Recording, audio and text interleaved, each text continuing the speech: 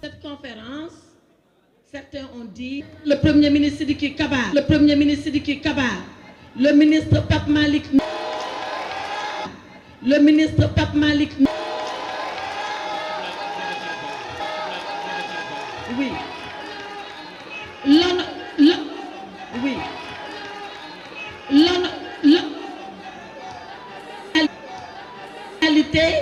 le ministre Morgom est là. Le ministre Morgom est là. Donc, le ministre Biram Faye est là. Qu'est-ce que cela veut dire? Le gouvernement de Biram Faye est là. Qu'est-ce que cela veut dire? Le gouvernement, un audit des finances publiques à la Cour. Un audit des finances publiques à la Cour des donne am doole bu mu am sañ-sañ bu mu am président Sall am doole bu mu am sañ-sañ bu mu am président Sall moo ko gën a samp dëgëral ko jox ko ay jumtuwaay ce rapport. Nous le rejetons d'abord sur la forme, nous le rejetons sur le fond et nous le rejetons sur la finalité. Comme par hasard, c'est 3 F qui se suivent, la forme, le fond et la finalité. Sur la forme de ce rapport, Pape Malick Ndour l'a dit. Mais nous, on sait comment les audits se passent. Pour auditer quelqu'un, on fait l'exercice. Une fois qu'on a fini, on dit à la personne auditée, voilà ce que... Une fois qu'on a fini, on dit à la personne auditée, voilà ce que j'ai trouvé. Qu'est-ce que tu en penses? Et la personne fait ses observations. Qu'est-ce que tu en penses? Et la personne fait ses observations. Et une fois que la personne a fait ses observations, la Cour des comptes, d'entre eux, qu'est-ce que vous pensez de cela? Personne. On a fait comme si l'interlocuteur du ministère des Finances avec les nouvelles autorités politiques. Waaw yow ku rey paaka di la rey kooku din la muccloo du la muccloo. Donc le principe du contradictoire a été violé et de façon flagrante par la Cour des comptes. Ce n'est pas ce qu'on peut appeler un audit. Toujours sur le fond.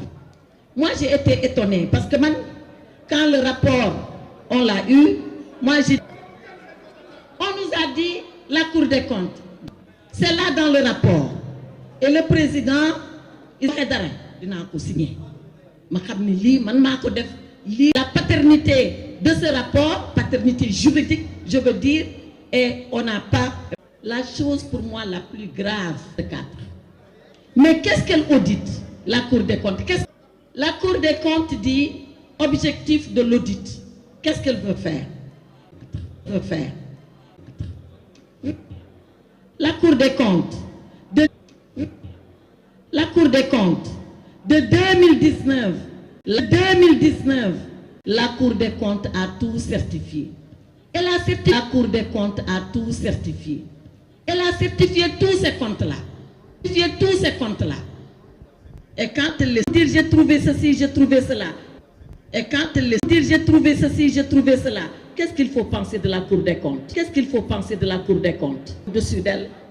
Moi, la question juridique que je me pose est qu'une fois que la loi de règlement est votée, est-ce qu'un audit peut revenir déposé en 2023?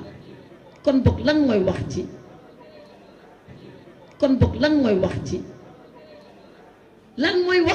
C'est quoi le problème? Puisque la Cour des comptes est-ce qu'elle est en capacité de revenir juridiquement, légalement sur des lois de règlement qui ont été votées? Voilà le problème de fond de ce rapport d'audit. Mais il y a d'autres questions de fond également qui font que nous, 25 et aux pages 26 du rapport, parce que nous, comme Pape Malick waxee, ñun chaque fois que nous wax dara dañ ci teg sa baaraam.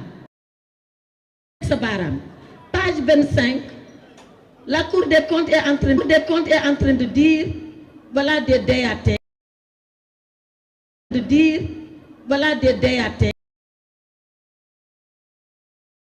Avait constitué. DAT, c'est des dépôts à terme.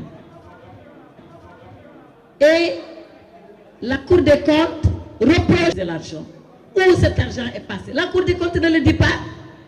ni ñoom dañu ñëw tamaate dëmm te duñu wax. Ce n'est pas une façon de faire, ce n'est pas une façon sérieuse de travailler. Cour des comptes nit ñi xëy rek wax ko dañ koo lire ci rapport bi. La Cour des comptes dit on a procédé à la vente des immeubles, mais tout le monde sait que cette vente là ni ko Pape Malick waxee sotti ci la rek ak xawma ak def ci sotti ci la rek ak def ci. Mais c'est comme si tout ce qui a été fait dans le sens de jeter les gouvernements successifs du président Macky Sall à la vindicte populaire. Mais on n'acceptera pas d'être victime de ce jeu-là.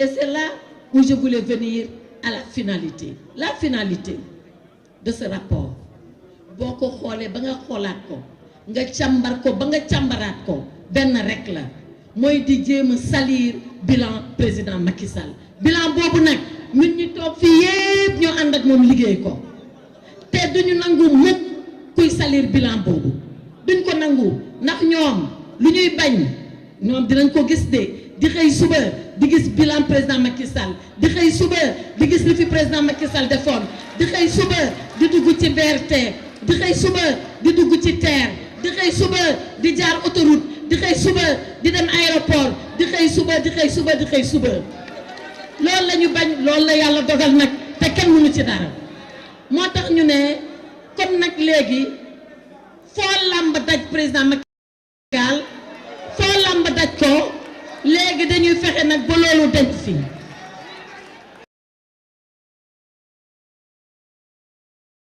ils ont voulu profiter de ce contexte difficile parce que nag réew mi metti na de ku wax nag ak ku noppi xam nga ni réew mi metti na waajal ñun en tout cas ñu ngay waajal pour les musulmans ñu ngay waajal Ramadan te ku ne ñu xam ne mu ngi jub si ñu ne nañ am lu ñu sànni nit ñi ñu jàpp ci di ko ñëw. C'est en fait ça la finalité de ce rapport. Et voilà pourquoi ce rapport sort maintenant. Xam nga problème bi lan la ñun xam nañ nguur xam nañ opposition ñoom bu nag àndul ak ay wax àndul ak ay coow ndax coow li la finalité pour en revenir que dans ce contexte difficile aussi rapidement que les accusations sont gratuites. C'est parce que l'accusation est le camp. Ils vont dire il y a des délits mais il n'y a pas de délinquants ana fuñ ko tudd donc loolu lañ bëgg indi fii ci Sénégal duñu ko mës a nangu maintenant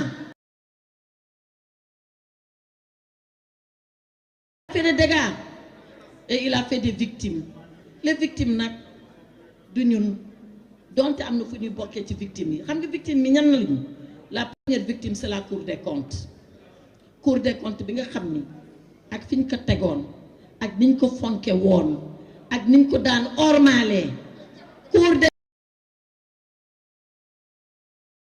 loxo parce que musul gule tey bi Sénégal doone Sénégal ba léegi ñu teg rapport Cour des comptes publiquement ñu weddi lu Cour bind c'est la première fois dans l'histoire du Sénégal donc avec ce rapport véritable balle dans le pied jamais def lii. La deuxième victime c'est l'État du Sénégal, pauvre État du Sénégal,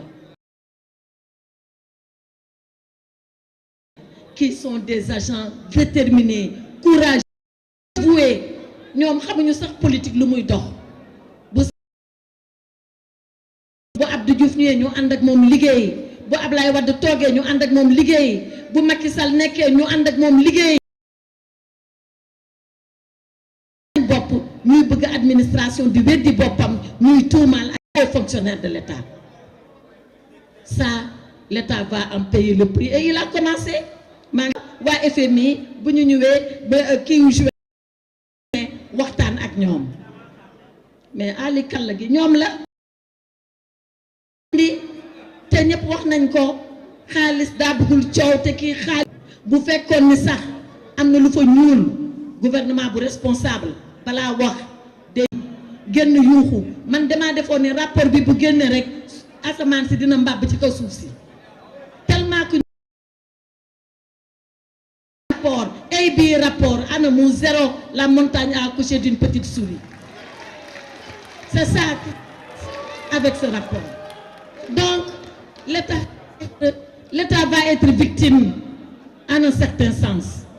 La troisième victime, qui est même la première victime, c'est le peuple sénégalais. Pauvre peuple sénégalais. Un peuple si digne, un peuple si courageux, un peuple qui s'est levé un matin du 24 mars, qui a dit, moi, peuple du Sénégal, j'ai décidé de confier mon sort à ce régime. Et voilà à peine 10 mois où nous en sommes. 10 mois, voilà où est-ce que nous en sommes. Et je ne le souhaite pas. Je souhaite qu'il rectifie pendant qu'il est encore temps de pouvoir rectifier. Mais li xeeñul neex de. Li nii xeeñul neex.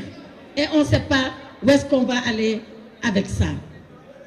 Et quand je pense au peuple sénégalais, il y a une idée qui me vient à l'esprit, Monsieur le Premier ministre. Monsieur le Premier ministre, il y a un écrivain qui s'appelle Samuel Beckett, qui est un Irlandais et qui a écrit une œuvre reconnue mondialement comme étant une grande œuvre. Ce livre-là s'appelle En attendant Godot. En attendant Godot. Waaw kuy Godot?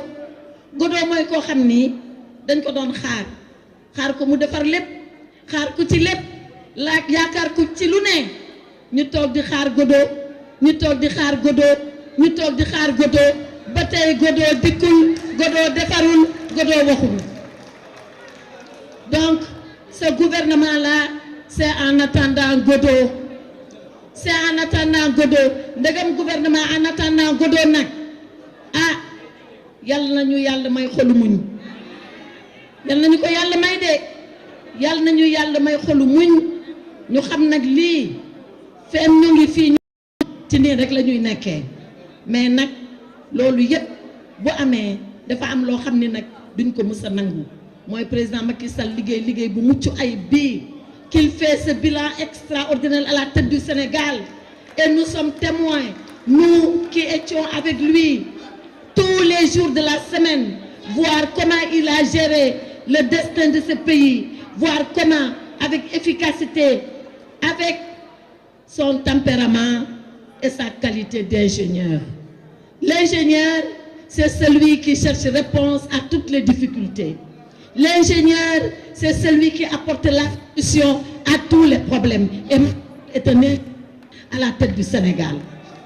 Loolu nag lañ bëgg nag mu dañ fii te du fi mës a dañ lii mu def dafa dugg taarixu Sénégal kenn mënu koo génnee j'avais dit à Podor quand le président Macky Sall était venu à l'époque lancer encore ces grands travaux de désenclavement de l'île. Je lui ai dit, Monsieur le Président, vous êtes l'homme à la parole rare et aux actes incontestables. Vous êtes l'homme à la parole rare et aux actes incontestables. Macky Sall restera cet homme à la parole rare. Ku ko xaar ci wax di nga xaddi parce que du la mës a topp. Mais c'est l'homme aux actes incontestables. Moo tax ma ni chaque matin du monde, ils verront le BRT, ils verront le TER, ils verront l'aéroport, ils verront les autoroutes à péage, ils verront les autoroutes. Chaque matin du monde, ils verront Macky Sall, ils rencontreront Macky Sall et ce n'est pas des rapports qui vont remettre cela en cause. Je vous remercie.